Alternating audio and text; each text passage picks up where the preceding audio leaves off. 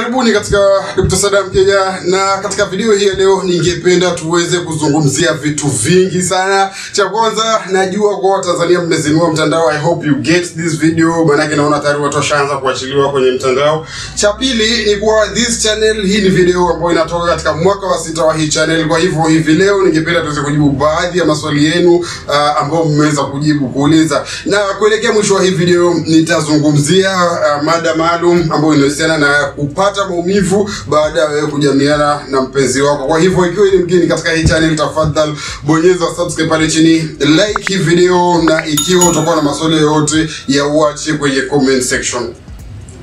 Now, swali la kwanza ambalo nimeweza kupokea ni kutoka kwa binti anaitwa Neema. Na Neema anauliza bei ya dawa za kupata ujauzito haraka. Anauliza ni pesa ngapi? Now, Neema, ili kujua jibu ya swali lako, nitakusihi uweze kutembelea hospitali kwa kuwa bei hutofautiana kati ya nchi na nyingine. Hapa Kenya inaweza kuwa shilingi 500 hadi 1000, Tanzania inaweza kuwa tofauti. Kwa hivyo tembelea hospitali na utaweza kupata jibu sahihi. Swali la pili linatoka kwa binti anaitwa Tarimo, na Tarimo anasema kwa yuko mjamzito na anauliza ni chakula kipi ambacho anaweza kula. Nao alikuwa amecomment katika video ya vyakula vya mjamzito, na nitaweza kupatia majibu mawili Tarimo. Nao ikiwa uko mjamzito na unatapika sana, ni vizuri uweze kutembelea hospitali. Utapewa dawa fulani inaitwa Nostic ambayo inasaidia kupunguza hiyo dalili ya kutapika. Lakini pia kuna baadhi ya vitu ningependa ujue. Ikiwa unatapika sana, jaribu kutafuta baadhi ya vyakula tofauti, kupika tofauti vyakula vyenyewe, na lazima utapata kitu kimoja ambacho kitakufaa zaidi.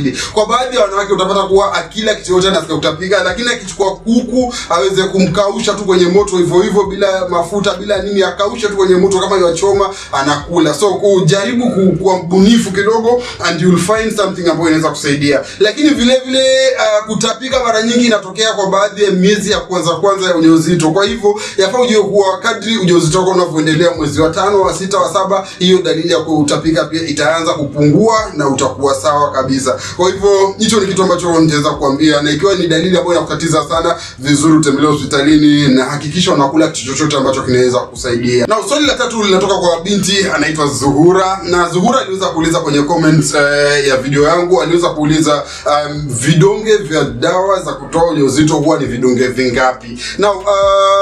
Na akawa anauliza pia bei ya hizo dawa. Na nitaweza kupatia majibu mawili. Jibu la kwanza ni kuwa ikiwa unataka kutoa ujauzito, tembelea hospitali, utaweza kupewa dawa zitakazokusaidia. Na jibu la pili inategemea ni dawa zipi ambazo umepewa.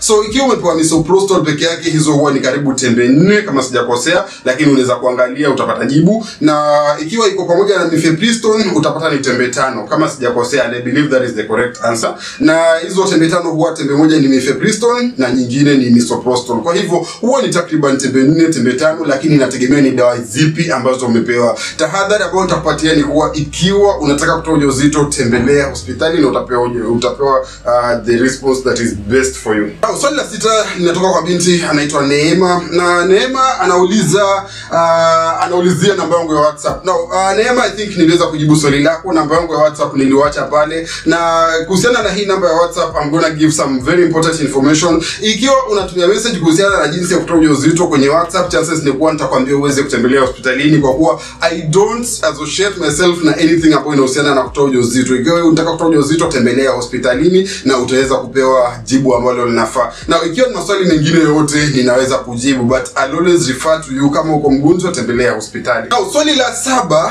linatoka kwa binti fulani ambayo nimebana jina kidogo, lakini ni swali hili ambalo anauliza. Anasema kuwa amekuwa anafuatilia video zangu kwa muda mrefu, na anauliza kuwa yeye amejamiana na mpenzi wake siku 3. So anasema baada ya hiyo siku 3 ameanza kupata maumivu makali haswa chini ya kitovu, na anauliza what is the reason this is happening. In fact, kulingana na yeye anashuku kuwa labda pengine ako na UTI etc. Now Neema ama mtu yote, ikiwa utapatikana na hili tatizo, umejamiana na mpenzi wako and all of a sudden uko na maumivu makali chini ya kitovu ama sehemu ya tumbo, ni vizuri uweze kutembelea hospitali kawaida, number 1. But number 2, chances ni kuwa sio ujauzito. Chances ni kuwa labda pengine ni vitu ambavyo nitavitaja. Cha kwanza ni UTI.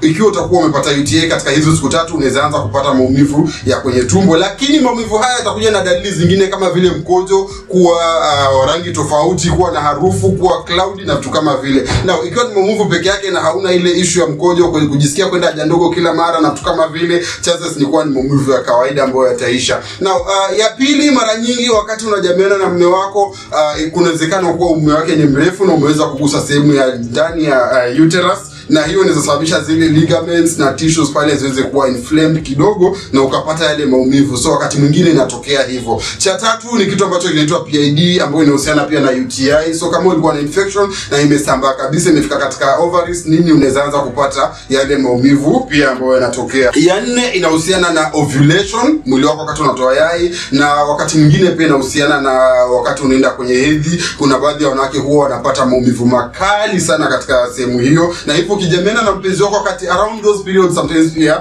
unaweza anza kupata maumivu yanayotokana na hivyo. Na ya tano ni kitu ambacho inaitwa endometriosis, ambapo nyumba ya mtoto pia inakuwa lakini not in a normal way, na inaweza kusababisha pia ukawa na yale maumivu. So the answer to this question ambayo utakuwa umeuliza, mimi nitakusihi, cha kwanza, ikiwa ile maumivu yataendelea kwa zaidi ya siku 2-3, ni vizuri uweze kutembelea hospitali uweze kuangaliwa. Na cha pili, in most cases ukitumia painkillers zitaweza kusaidia temporarily, unless kama ni UTI yenye umeanza kuona mkojo umebadilika rangi, unatokwa na harufu pengine ama bila harufu, pengine unawashwa na vitu kama vile, chances kama uko na hizo dalili then ni UTI, lakini kama huna hizo dalili then everything is okay. Now shukran sana kwa kutazama video hii. Ikiwa kwa maswali yote yawache kwenye comment section, na of course mimi ni Mkenya, nimesikia kinachoendelea Tanzania, ningependa kuwatakia kila laheri katika uchaguzi wenu. You guys take care of yourself, manake inapotokea vitu vya watu kuandamana and everything, usipokuwa makini ukijiweka pale ndani pia unaweza kushia kupoteza maisha yako ama ukaumia na vitu kama vile. So it is very important you take care of yourself. Na shukran sana kwa wale wote ambao wamekuwa na support hii channel toka siku ya kwanza mpaka saa hizi 6 years right now, ni muda mrefu sana, na I really appreciate you guys a lot. Kwa hivyo shukran sana, na tuweze kupatana katika video zitakazofuata.